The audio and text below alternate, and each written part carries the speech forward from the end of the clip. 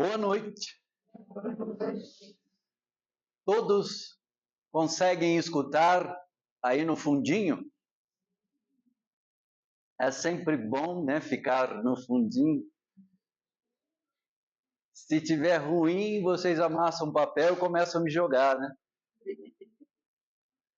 Mas pode jogar, porque como eu tenho que escrever muito, eu vou aproveitar esses papéis. O papel tá caro. Mas todos nós, dispostos que estamos neste momento, para falarmos sobre nossa cruz, sabemos o quão difícil e muitas vezes problemática ela se torna enquanto caminhando.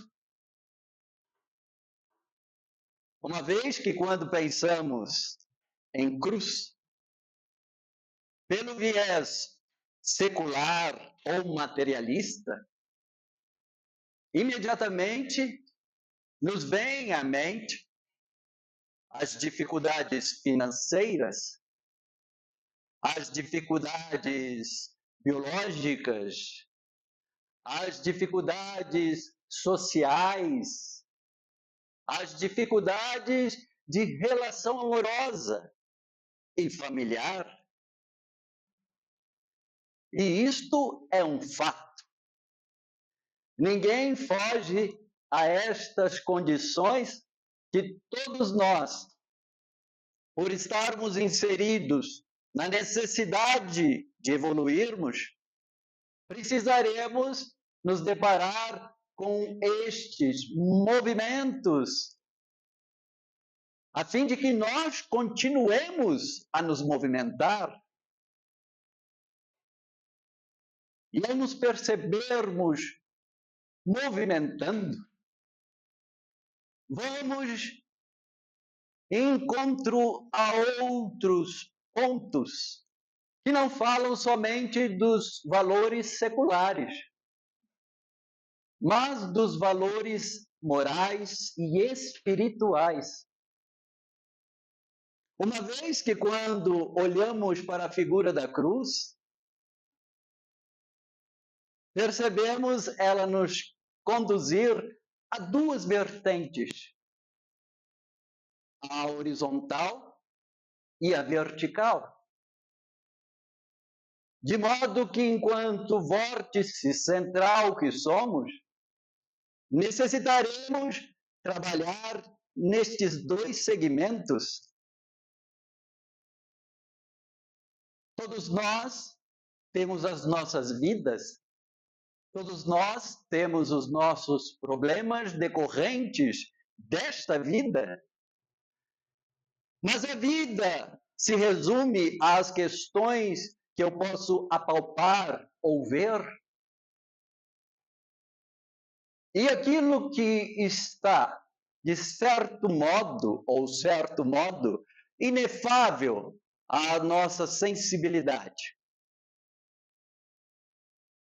Como lidar com este movimento, que ainda que não percebamos, ele atua diretamente em nossa condição material, física. E nós, como seres espirituais, na necessidade de um desdobramento mais melhorado de nossa moral, somos atingidos por isto que externamente vem ao nosso íntimo e que nos incomoda. E que ao nos incomodar, nos sentimos literalmente pregados, machucados, flagelados. E como dói, não é verdade? Quando pensamos em trazer este tema, foi-nos dado a intuição de trabalharmos não a nossa cruz, definindo algo como um todo, mas propondo nossa cruz sem o artigo, a fim de que nós percebamos vertentes que existem a partir dela, como estas que estamos expondo.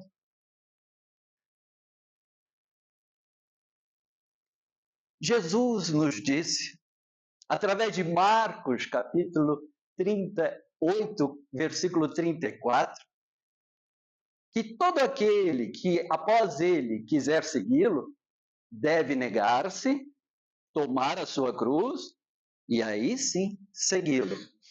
Detalhe: Jesus pede para que nós nos neguemos? O que isto pode dizer? Se eu me nego, perco características imprescindíveis para que possamos, de forma racional, seguir dentro destes comenos relacionados à relação, relacionado às necessidades materiais também. Então, negar-se seria viver de forma desprovida de qualquer responsabilidade. Jesus sempre nos parecendo paradoxal, não? Entretanto, esquecemos, enquanto na cruz, que se somos esse vórtice, isto fala de nossa personalidade.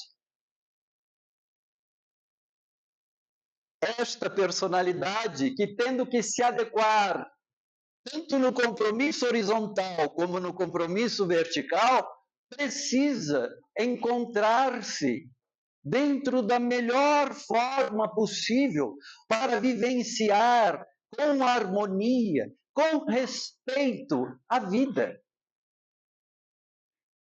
É muito difícil isto, parece conta de matemática, não é verdade? Parece, eu sofro muito. Fugia de todas as aulas. Não consegui encontrar o 9 lá que o professor dizia que eu tinha que encontrar, aquele bendito do 9, e até hoje eu sofro. E como hoje eu lamento por ter fugido destas tão importantes questões que a matemática me oferecia. Talvez encontrasse com maior facilidade a razão, mas não tem importância. Porque dentro da sabedoria divina, Deus nos dará possibilidades de nós retomarmos aquilo que pensamos um dia ter fugido. E veja, isto é uma característica muito própria nossa em relação à nossa personalidade. Quando o bicho pega, fugimos. Não resolvemos nem o horizontal, muito menos o vertical. Ficamos apenas com os cravos, que geram dor, com os machucados. E, evidentemente, corremos atrás de alguém que possa nos ajudar, que possa sanar essas dores e machucados, não é verdade?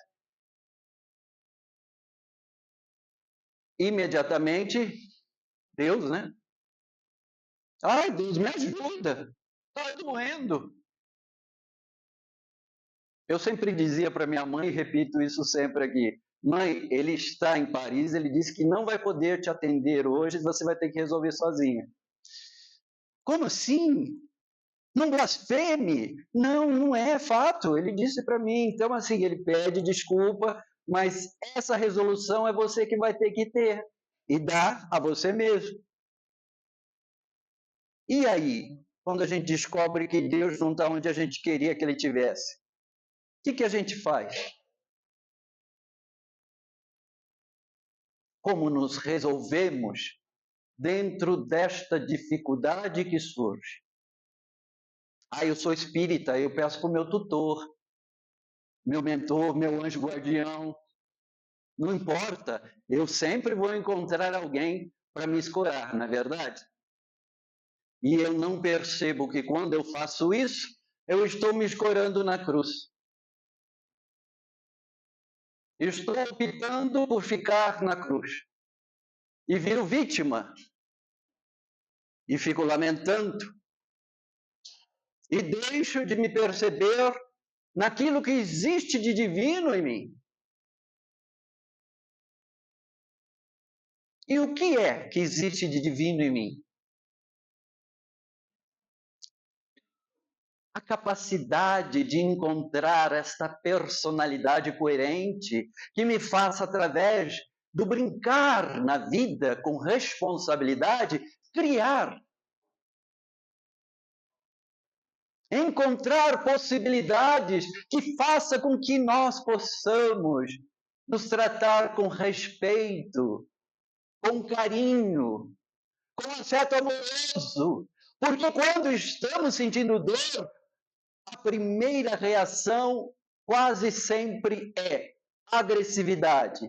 Se não para o outro, para mim mesmo. E o que resolve isso?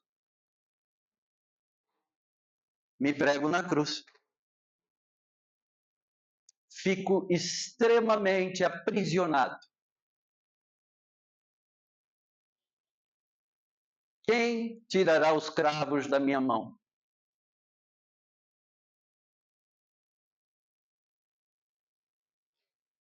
Terei condição de fazer isso a mim mesmo? Fenelon, na questão 917, no Livro dos Espíritos, vai nos dizer algo importantíssimo em relação a isso. Somos egoístas pelo excesso de valor que damos à nossa personalidade. Todos nós já ouvimos falar da historinha da Gabriela, né? Eu nasci assim, eu sou mesmo assim, e você sempre assim, e Gabriela sou eu. Mas eu quero que todo mundo mude, você já percebeu? Será que nós já ouvimos aquela velha expressão de esperar que aquele cachorro fique quieto para eu ter paz? De esperar que a filha faça o que eu estou dizendo para que eu possa ficar em paz assistindo o meu jogo ou a minha novela? Eu sempre estou, e digo por mim, tentando fazer com que o outro se resolva para resolver a minha parada, a minha vida. Porque eu sou intocável, eu sou perfeito, são os outros que precisam modificar. Em relação ao meu ser, por favor, sou exemplo, olhem, sou um vencedor na vida. Do quê? Perguntamos isto? E ao encontrar do quê, poderíamos perguntar também para quê? O que isto que você conquistou vai contribuir para que você e o entorno vivam em paz?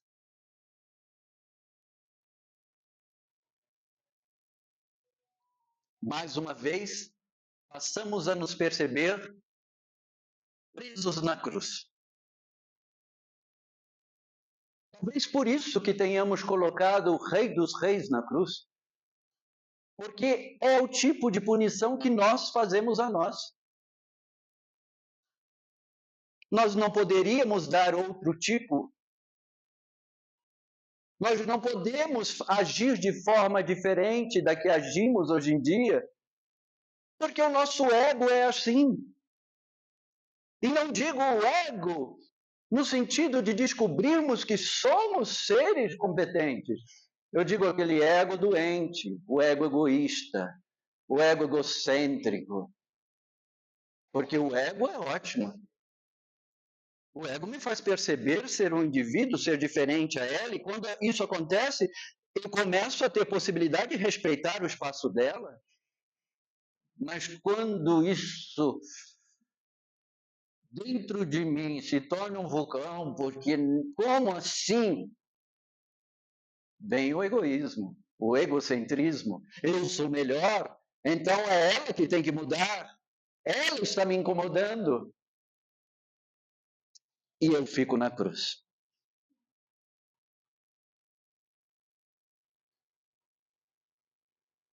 Nos lembramos o que ocorreu após a crucificação de Jesus?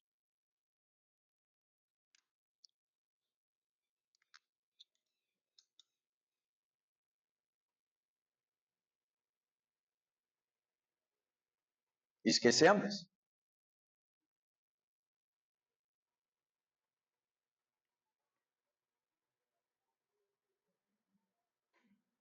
Aquilo que os seus discípulos e apóstolos, assim como sua mãe, trazia dele, neles, o retirou da cruz.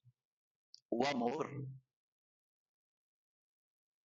Não olharam e deixaram porque é assim, acabou, morreu e está acabado, consumado. Não.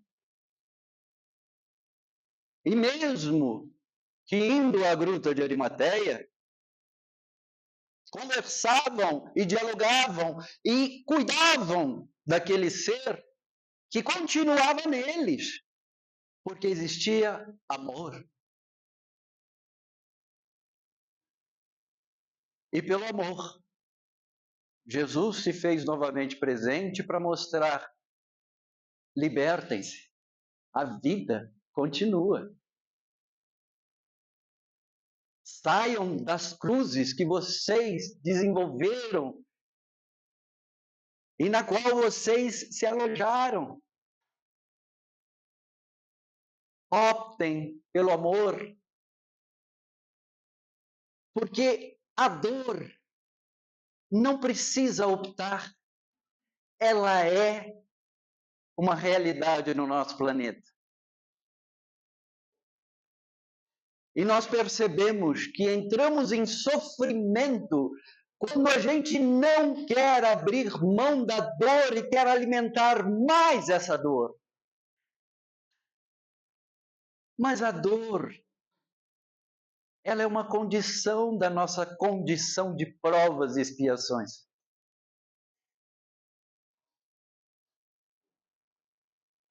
Quando pensamos em negarmos,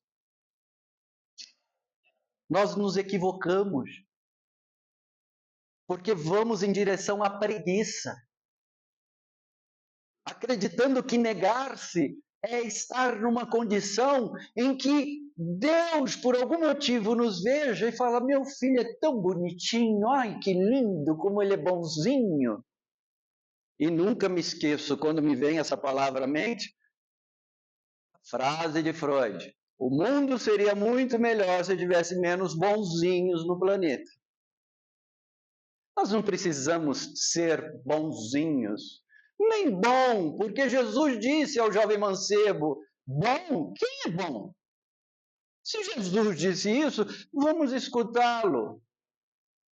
O que nós precisamos é nos ver na nossa condição real e, a partir disto, ir em busca desse despregar-se da cruz que nós fazemos questão de nos mostrar nela, nos fazendo de vítimas, lamentando e esquecendo que nós temos toda uma energia para sermos divinos e avançarmos.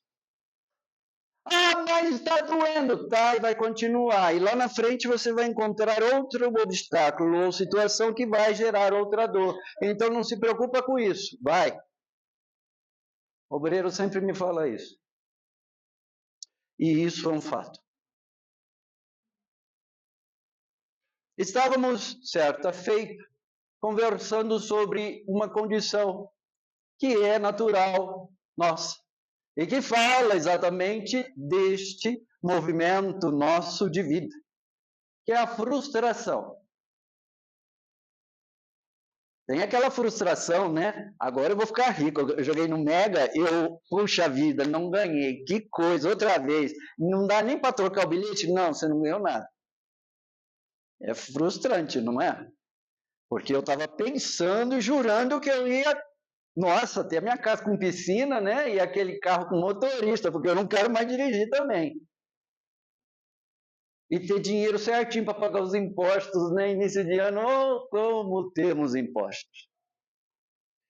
Porém, existe a frustração que fala daquilo que nós desejamos, não no sentido fugaz da palavra, mas no sentido que nos coloque diretamente com o objeto desejado. E ai quando aquele objeto não se torna a nossa mãe, porque essa sempre diz que a gente é bonitinho, né? Ah, você pode tudo, filho, você é uma gracinha, vai fundo, faça o que você quiser. Mas aí esse objeto diz não. O que acontece conosco? A minha personalidade vem à tona e eu me transformo naquele vilão que mostra que é herói, mas que em fato quer destruir tudo, porque se eu não tenho, ninguém pode ter. E aí caímos na inveja. Ai que beleza que somos nós, como somos bonzinhos. Nós somos seres que estamos em busca do amor que Jesus nos propôs como verdade.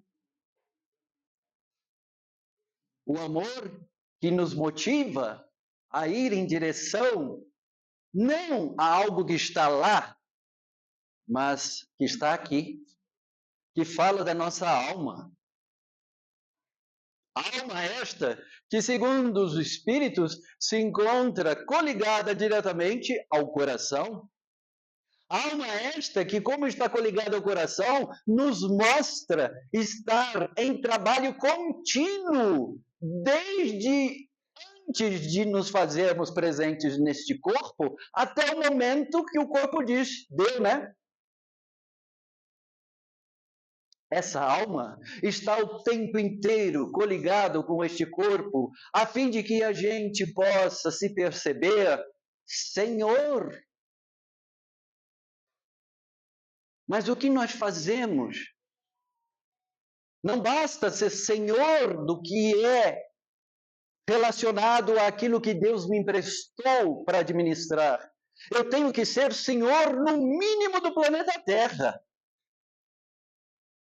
E passo por cima de todos os outros senhores que me acompanham. Evidentemente, neste ínterim, sou colocado no Gólgota. Sou colocado na cruz. Porque as vibrações que vêm até mim não serão de amor. Ah, mas é sim. Todos nós que somos senhores precisamos entender que temos que assumir certa responsabilidade para com a autoridade. Percebe que quando nós falamos isso, o que menos existe é um espelho para nós podermos escutar isso? Porque a autoridade tem que ser relacionada àquele que eu quero que mude e não àquilo que eu preciso mudar. E a minha personalidade fica extremamente massageada. E vamos nos sentindo realmente, como diria a vovó, o rei da cocada, né?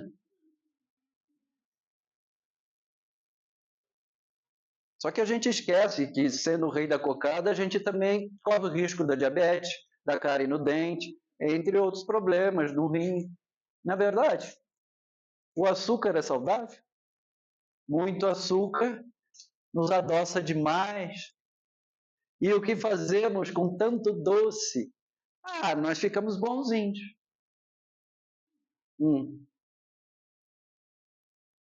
O que nos impede de olharmos com maior seriedade e responsabilidade aquilo que nos é ofertado há 2000 anos por Jesus? Amor. Ah, mas amor é algo por demais abstrato. Como que eu vou conseguir me posicionar amando deste jeito? Podemos começar respeitando o outro na sua diferença. Aliás, me parece que esta é a receita de bolo que Jesus disse quando disse: sede perfeitos, como perfeito é vosso Pai que está no céu. O que ele nos disse antes? Ele faz chover entre bons e maus, faz aparecer o sol entre os justos e injustos. O que Jesus está dizendo? A diferença, meu filho. Ame. Cada um vai ter que se resolver. Não queira resolver a vida do outro, mas como é e por que nós tanto queremos resolver a vida do outro? Porque eu quero, pelo amor de Deus, que ele se resolva para resolver minha vida. E nisto, nos cravamos. Porque nos parece que quanto mais nós fazemos isto, mais e continuamente nós continuamos a sentir a vida pesada, dolorida, em muitos casos, sôfrega, nos impedindo de perceber que nós temos que trabalhar isto, nos elevando por este viés.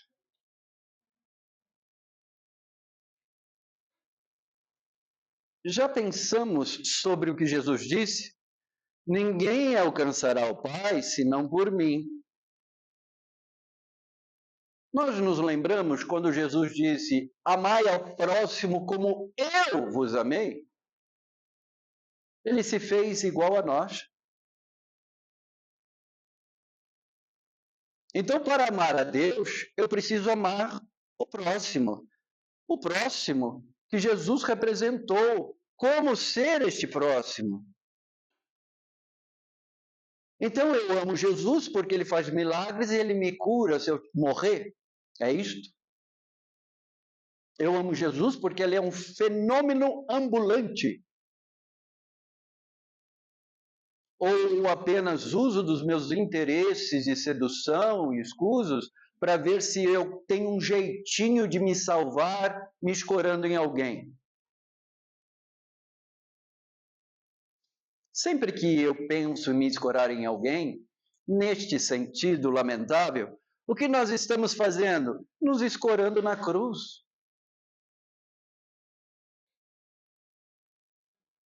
Eu prefiro estar aqui confortável ou desconfortável, mas eu sei onde eu estou.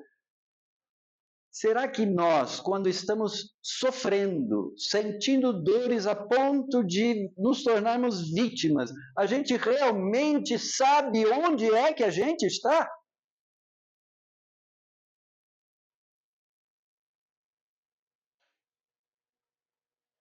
Será que nós não podemos perceber que onde quer que estejamos, o Espírito estará junto? E que muitas vezes, quando nós, em corpo presente, estamos onde quer que seja, a nossa mente nos levou o Espírito para algum outro lugar.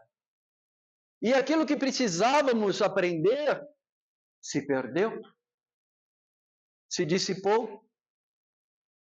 E quase sempre nós fazemos isto porque a relação me incomoda. Ou o desnível social junto a quem está numa situação mais abastada me incomoda porque eu não posso me desmerecer. Ou senão, eu posso também omitir a minha real situação e criar uma mentira para eu fazer parte deste nível social, a fim de que eu possa me sentir parte, inserido disto. Mas a partir de mentiras, eu estou comigo? Se eu estou omitindo sobre a minha vida, eu estou comigo? Eu estou com a minha fantasia. O Winnicott vai dizer isso lindamente sobre a importância de perceber que a fantasia nos tira muito e nos coloca dentro da ilusão.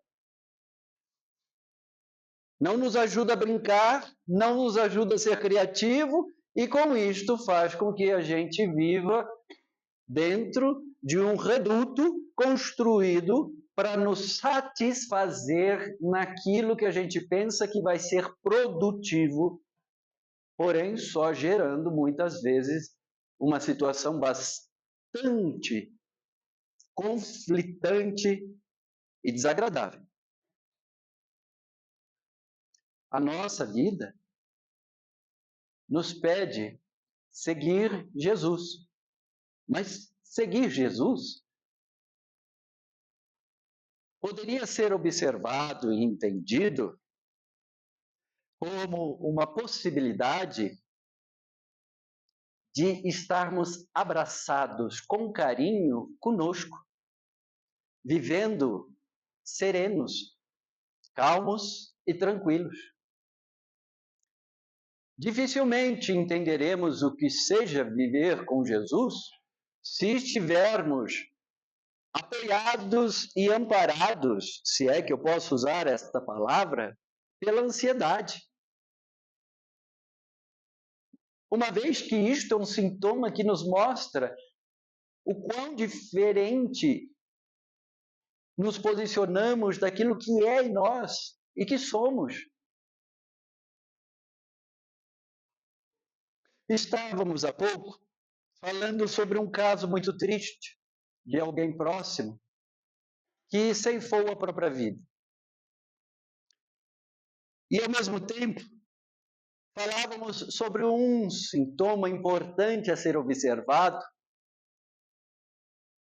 quando alguém ao nosso lado começa a achar que a vida está sempre boa,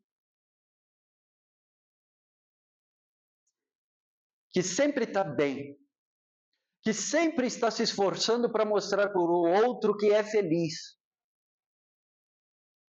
que é realizada. Sejamos sinceros,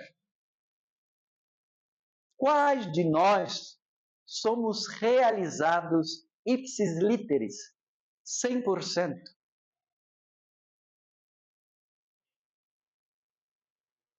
Se tiver algum missionário aqui, por favor, me desculpe.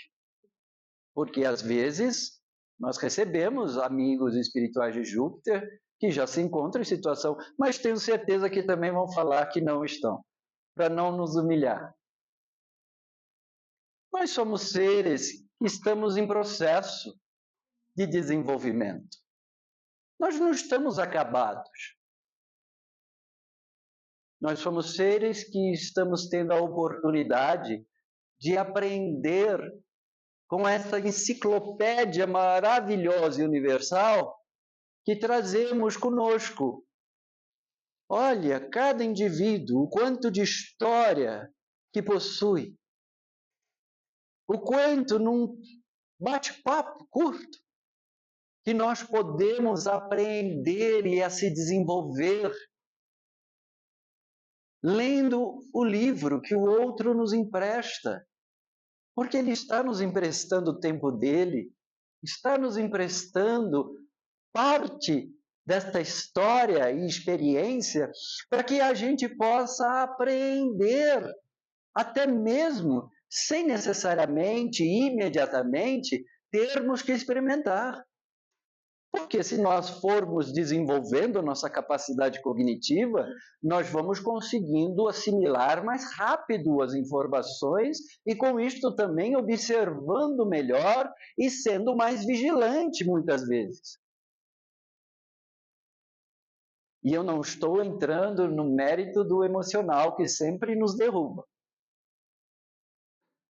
Mas nós temos potencialidade e precisamos olhar para estas potencialidades que estão em nós e que são inerentes ao nosso ser e que nos convida a sermos felizes.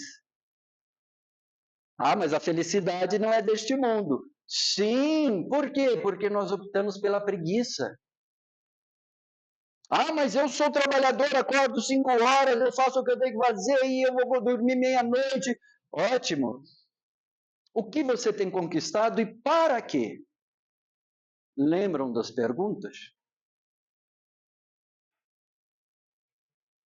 A que ponto que você está integrado neste processo, ou está seguindo o andor, porque dizem que tem que seguir o andor. Onde eu estou? Quem sou eu? Qual o sentido da minha vida aqui? Perguntas também milenares. Diríamos até mais velha do que o próprio Cristo, mas que se fazem presentes até hoje. E tudo isto, vejam, se fizermos um cálculo assim superficial, 2.700 anos é bem recente em relação a quase 5 bilhões de anos que existe o planeta.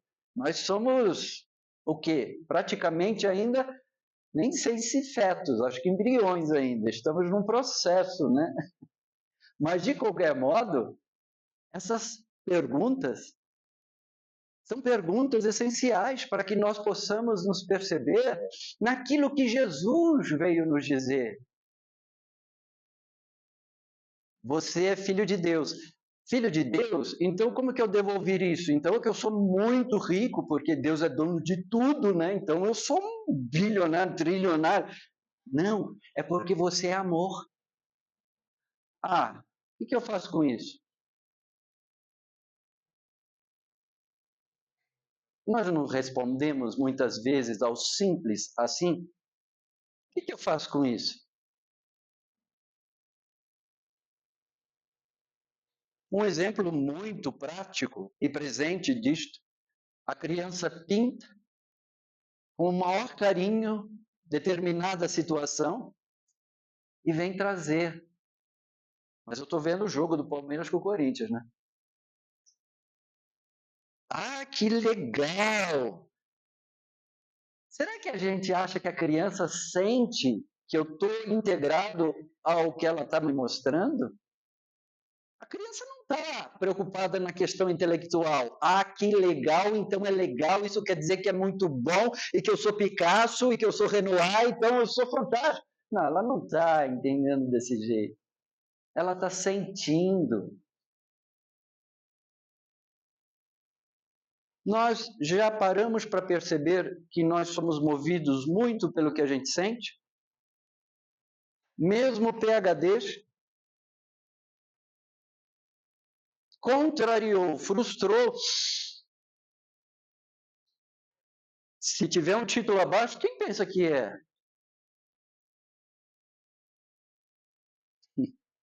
Somos nós, os bonzinhos, os que fazem questão de se manter na cruz.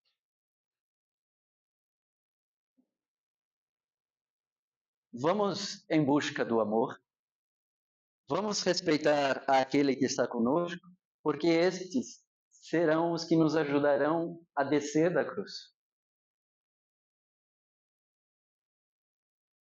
São aqueles que nós temos cultivado, que a gente tem se esforçado para que possa crescer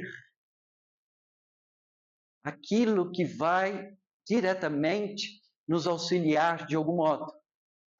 Se não for em questão de alimento, será em questão de sombra. Se não for em questão de sombra, pode ser a madeira que ajude a fazer a escada para me tirar da cruz. Mas sempre o respeito ao outro será, por muito tempo ainda aqui na Terra, a forma que nós vamos ter diretamente de viver o amor. Sem o respeito a este indivíduo que caminha conosco, por sua diferença, não por aquilo que eu quero que ele seja e assuma a minha ordem. Sem esse indivíduo, na sua diferença, eu vou ficar sempre muito carente, sempre muito deprimido, sempre muito ansioso, porque, em fato, eu não preciso de ninguém, eu já estou pronto, Eu vivo na minha reduto, no meu reduto, na minha abóbora e pronto. O egocentrismo me basta. E lembremos, o que nos prende ao egoísmo é ainda o excesso de valor que nós damos à nossa personalidade. Jesus nos abençoe.